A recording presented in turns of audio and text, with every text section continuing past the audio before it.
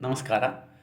ನಾನು ಶ್ರೀಧರ ಭಟ್ಟ, ಕೊಯಂಬತ್ತೂರಿನ ಶಿವಯೋಗಿ ಶಿವರಾಜನ್ನವರ ತಿರುಮೂಲಾರ್ ಸಿದ್ಧರ ಪೀಠ ಅಂತಿದೆ. ಅದರ ಪೀಠದ ವಿದ್ಯಾರ್ಥಿ, ಅವರಿಂದ ಶಿವಯೋಗವನ್ನು ಅಭ್ಯಾಸ ಮಾಡ್ತಾ ಇದ್ದೇನೆ. ಈಗ ವಿಶೇಷವಾಗಿ ಶಿವರಾತ್ರಿಯ ಬಗ್ಗೆ ಒಂದು ವಿಶೇಷವಾದಂತಹ ಒಂದು ಮಾಹಿತಿಯನ್ನು ಕೊಡೋಣ ಅಂತ ನಮ್ಮ ಶಿವಯೋಗದ ಆಧಾರದಲ್ಲಿ ಕೊಡ್ತಾ ಇದ್ದೇನೆ. ಶಿವಯೋಗದಲ್ಲಿ ಶಿವರಾತ್ರಿ ಅಂದರೆ ಅತ್ಯಂತ ವಿಶೇಷವಾದಂತಹ ಒಂದು ದಿನ. ಅಂದರೆ ಶಿವರಾತ್ರಿಯಲ್ಲಿ ಯಾವ ಜಾವದಲ್ಲಿ ಏನು ಮಾಡಬೇಕು ಅಂತ ಹೇಳುವಂತಹ ಒಂದು ಸೂಕ್ಷ್ಮವಾದಂಥ ಮಾಹಿತಿಯನ್ನು ಕೊಡೋಣ. ಒಂದು ದಿನಕ್ಕೆ ಅಂದರೆ ರಾತ್ರಿಗೆ 4 ಜಾವ ಇರ್ತದೆ. ಪ್ರತಿ 3 ಗಂಟೆಗೆ ಒಂದು ಜಾವ, 6ರಿಂದ 9, 9ರಿಂದ 12, 12ರಿಂದ 3 ಮತ್ತು 3ರಿಂದ 6. ಹಾಗಾಗಿ ಯಾವ ಯಾವ ಅವಧಿಯಲ್ಲಿ ನಾವು ಶಿವನ ಪೂಜೆ ಮಾಡಿದರೆ ನಮಗೆ ಯಾವ ಲಾಭ ಆಗ್ತದೆ ಅಂತ ಹೇಳುವಂತಹ ವಿಷಯವನ್ನು ಹೇಳ್ತೇನೆ ನಾನೀಗ. ಮೊದಲನೇ ಜಾವ ಅಂದರೆ 6ರಿಂದ 9 ಗಂಟೆ. ಅದು ನಾವು ಜೀವನದಲ್ಲಿ ತಿಳಿದೋ ತಿಳಿಯದೇ ಮಾಡಿರುವಂಥ ಕರ್ಮ ಮುಗ್ದು ಬಿಡುತ್ತದೆ. ಕರ್ಮ ಮುಗಿಬೇಕಿದ್ದರೆ ವಿಶೇಷವಾಗಿ ಶಿವನಿಗೆ ಸೋಮಸ್ಕಂದ ಪೂಜೆ ಅಂತ ಆ ರೀತಿಯಲ್ಲಿ ಮಾಡಬೇಕು. ಅದಕ್ಕೆ ತುಪ್ಪದ ದೀಪ ಇಡಬೇಕು, ಹಳದಿ ಬಣ್ಣದ ಹೂವನ್ನು ಇಡಬೇಕು, ಮತ್ತು ತಾವರೆ ಹೂವಾದರೆ ವಿಶೇಷ ಆಯಿತು. ಅಭಿಷೇಕ ಮಾಡುವಾಗ ಪಂಚಗವ್ಯದ ಅಭಿಷೇಕ ಮಾಡಬೇಕು. ಮತ್ತು ನೈವೇದ್ಯ ವಿಶೇಷವಾಗಿ ತಮಿಳುನಾಡಿನಲ್ಲಿರುವಂಥ ಪೊಂಗಲ್, ಅದು ವಿಶೇಷವಾದಂತಹ ಒಂದು ಅದಕ್ಕೆ ನೈವೇದ್ಯ ಆಗಿರ್ತದೆ.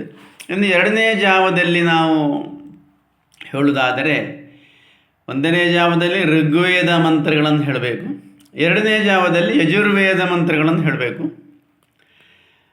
ನಮಗೆ ಆರ್ಥಿಕ ಅಭಿವೃದ್ಧಿ ಆಗ್ತದೆ. ಈ ಜಾವದಲ್ಲಿ ಆರ್ಥಿಕ ಅಭಿವೃದ್ಧಿ ಆಗ್ತದೆ. ಮತ್ತು ಶಿವನನ್ನು ದಕ್ಷಿಣಾಮೂರ್ತಿ ರೂಪದಲ್ಲಿ ಪೂಜೆ ಮಾಡಲಾಗ್ತದೆ. ಇದಕ್ಕೆ ಎಳ್ಳೆಣ್ಣೆಯನ್ನು ಉಪಯೋಗಿಸಬೇಕು ನಾವು.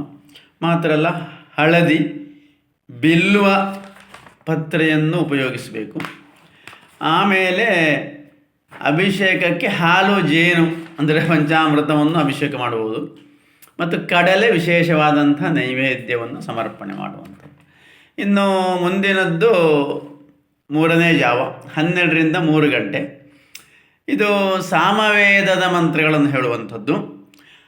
ಇದೇನು ಮಾಡ್ತದೆ ಅಂದರೆ ದುಷ್ಟ ಶಕ್ತಿ ನಾಶ ಆಗ್ತದೆ.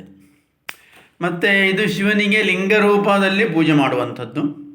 ಇದಕ್ಕೆ ಹೆಪ್ಪೆ ಎಣ್ಣೆಯನ್ನು ಉಪಯೋಗಿಸ್ತಾರೆ. ಹೆಪ್ಪೆ ಎಣ್ಣೆ ಅಂಥೇಳಿ ಅಂದರೆ ಉತ್ತರ ಕರ್ನಾಟಕದಲ್ಲಿ ಗೊತ್ತಿದೆ. ಮಾಹುವಾ ಫ್ಲವರಿಂದ, ಮಾಹುವಾ ಟ್ರೀಯಿಂದ ಸಿಗುವಂಥ ಹೂ. ಶಿವನಿಗೆ ಈ 3ನೇ ಜಾವದಲ್ಲಿ ಕೆಂಪು ಹೂವನ್ನು ಇದು ಮಾಡಬಹುದು. ಅದೇ ರೀತಿಯಲ್ಲಿ ಜಾಸ್ಮಿನ್ ಫ್ಲವರ್ ಅಂತ ನಾವು ಮಲ್ಲಿಗೆ ಹೂವು ಅಂತ ಹೇಳ್ತೇವಲ್ಲ, ಅದನ್ನು ಅದು ಆಗ್ತದೆ. ಆಮೇಲೆ ಹಾಲು ಬದಲಾಗಿ ಜೇನಿನ ಅಭಿಷೇಕ ಮತ್ತು ಕಬ್ಬಿನ ರಸವನ್ನು ಉಪಯೋಗಿಸ್ಬೋದು. ಈ 3ನೇ ಜಾವದಲ್ಲಿ ಎಳ್ಳು ಮತ್ತು ಅಕ್ಕಿಯಿಂದ ಕೂಡಿರುವಂತಹ ನೈವೇದ್ಯವನ್ನು ಸಮರ್ಪಣೆ ಮಾಡುವಂಥದ್ದು. ಈಗ ನಾವು ಕೊನೆಯ ಜಾವಕ್ಕೆ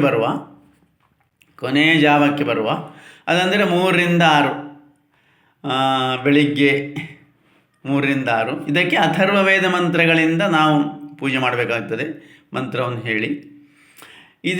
ಈ ಆರಾಧನೆಯಲ್ಲಿ ಎಲ್ಲ ನಮ್ಮ ಜೀವನದ ಅಪೇಕ್ಷೆ ಯಾವುದೆಲ್ಲ ಉಂಟು ಅದೆಲ್ಲವೂ ಬರ್ತದೆ. ಮನುಷ್ಯನಿಗೆ ಬೇಕಾದದೇ ಅಲ್ಲೋ ಐಶ್ವರ್ಯ ಬರ್ತದೆ.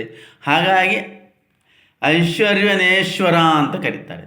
ಇದಕ್ಕೆ ಹಿಪ್ಪೆಣ್ಣೆಯಿಂದ ಇಲ್ಲಿ ಉಪಯೋಗಿಸುವಂಥದ್ದು. ಮತ್ತು ವಿಶೇಷವಾಗಿ ಕೆಂಪು ಬಣ್ಣದ ಹೂವನ್ನು ಅಥವಾ ಬಟ್ಟೆಯನ್ನೆಲ್ಲ ಉಪಯೋಗಿಸ್ಬೋದು ಅದಕ್ಕೆ ಸಮರ್ಪಣೆ ಮಾಡಲಿಕ್ಕೆ. ಮತ್ತು ಹೂ ಇಲ್ಲಿ ನಂದಿ ಬಟ್ಟಲ ಹೂ ಅಂತ ಕರ್ನಾಟಕದಲ್ಲಿದ್ದವರಿಗೆ ಗೊತ್ತಿರ್ತೇವೆ. ನಂದಿ ಬಟ್ಟಲ, ಹಾಲು, ಎಣ್ಣೆ, ಕಬ್ಬಿನ ರಸವನ್ನು ಅಭಿಷೇಕ ಮಾಡುವಂಥದ್ದು. ಅಕ್ಕಿ ಮತ್ತು ಹೆಸರುಬೇಳೆಯ ಪೊಂಗಲನ್ನು ಉಪಯೋಗಿಸಿ ಸಮರ್ಪಣೆ ಮಾಡಬೇಕು. ಆದರೆ ಇದಕ್ಕೆ ನಮಗೆ 6ರಿಂದ 9 ಗಂಟೆಗೆ ಧ್ಯಾನ ಮಾಡುವಂಥ ಅಗತ್ಯ ಯಾರಿಗಾದರೂ ಉಂಟು ಅಂತಾದರೆ, ಧ್ಯಾನ ಮಾಡಬೇಕು ಅಂತಿದ್ದರೆ ನಮ್ಮ ಈ ಶಿವಯೋಗಿ ಶಿವರಾಜನ್ನವರ ವಿಡಿಯೋದಲ್ಲಿ ಲಭ್ಯ ಇದೆ, ಅದರ ಲಿಂಕ್. ನೀವು ರಿಕ್ವೆಸ್ಟ್ ಮಾಡಿದರೆ ಅವರ ಲಿಂಕ್ ಕಳಿಸಿಕೊಡ್ತಾರೆ. ಹಾಗಾಗಿ ಎಲ್ಲರಿಗೂ ಸಹ ನಾಳೆನ ಶಿವರಾತ್ರಿ ಶುಭ ತರಲಿ ಅಂಥೇಳಿ ನಾನೊಂದು ಸೂಕ್ಷ್ಮವಾದ ವಿಡಿಯೋವನ್ನು ಕೊನೆಗೊಳಿಸ್ತೇನೆ. ನಮಸ್ಕಾರ.